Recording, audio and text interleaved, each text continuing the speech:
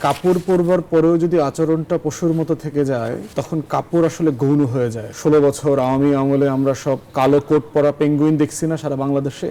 এরপরে গত জুলাই আগস্টের গণ অভ্যুত্থানের আন্দোলনের সময় দেখেন এই বিজিবির সোলজাররাই তো গুলি করে হাজার হাজার মানুষ মারছে। পুলিশের পোশাকের রং এবং নকশায় পরিবর্তন কতটা কাজে আসবে বলে মনে হয়? মানে ধরেন উপরের রূপটা আসলে বদলে ফেলা হচ্ছে এবং মানুষকে বার্তা দেয় যে আমরা আসলে আগের পুলিশ নাই। এই পরিবর্তনের মধ্যে দিয়ে পুলিশের ভেতরটা আসলে কতটা বদলাবে বলে মনে হয়? আমরা যারা আজাদির আন্দোলনের ইতিহাস পড়েছি, ব্রিটিশ বিরোধী আন্দোলনের প্রত্যেকটা জায়গায় জায়গায় পুলিশ, এবং পুলিশ মানে কি বিদেশিদের কথা বলছি না, লোকাল ইন্ডিয়ানদের কথা বলছি, তারা কাপড় পরে তো জালিনওয়ালাবাগ গণহত্যাও করেছে। তারা ভারতের আপনার ক্যালকাটার যে অন্ধকূপ মানে ম্যাসাকার যেটাকে বলে, কি করে নাই? শত্রুপক্ষ যারা ছিল লর্ড ক্লাইভের বাহিনীর 300 ছিল ইউরোপিয়ান, সাদা মানুষ ছিল সোলজার 300-র মতো। বাকি যারা যুদ্ধ করেছে আরো প্রায় ধরেন 800-700।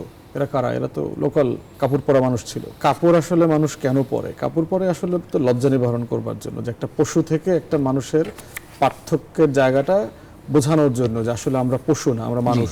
কিন্তু প্রশ্ন হচ্ছে যে কাপড় পরবার পরেও যদি আচরণটা পশুর মতো থেকে যায় তখন কাপড় আসলে গৌণ হয়ে যায়। ওটা দিয়ে আসলে কিছু মানে মেক সেন্স করে না, ডিফারেন্স মেক করে না। তো এই জন্য দিন শেষে যেটা হয়েছে যে গত 16 বছর আওয়ামী আমলে আমরা সব কালো কোট পরা পেঙ্গুইন দেখছি না সারা বাংলাদেশে। পার্লামেন্ট থেকে শুরু করে সব জায়গাতে কালো কোটের ছড়াছড়ি। তো কালো কোটি পরে পরে তো কি হয়েছে, পুরো দেশটাকে ডার্ক মানে ব্ল্যাক হোল বানায় দিয়ে গেছে। পিলখানার গণহত্যার পরে দেখেন কাপড় চেঞ্জ হয়েছে তো বিজিবির, বিরিয়ানির নাম পরিবর্তন হইলো, বিজিবি বানাইলো, কাপড় চেঞ্জ করলো। সেই বিজিবি বাংলাদেশে 16 বছরে এমন কোনো গণহত্যা নাই যার সাথে সে জড়িত ছিল না। হেফাজতের গণহত্যা বলেন, তারপরে বিএনপি, জামাত, শিবির, তারপরে বিরোধী দলের নেতাকর্মীদের উপরে গুম খুন করার হেন কোনো কাজ নাই তা যারা তা করে নাই।